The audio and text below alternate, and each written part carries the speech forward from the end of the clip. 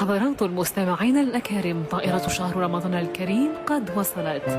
هذه الرحلة تصل في السنة مرة، قائدها القرآن الكريم، ورقم الرحلة 1444 هجرية.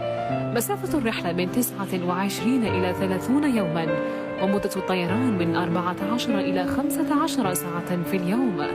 الرجاء من المسافرين ربط حزام الإيمان والتقوى، والرجاء من المسافرين الصدقة، وتفقد المحتاجين في هذه الرحلة، والحفاظ على الصلاة.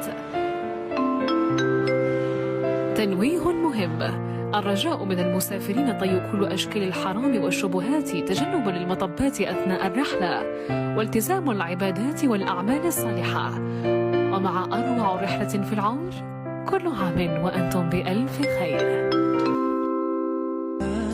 نور الهلال أقبل تعال.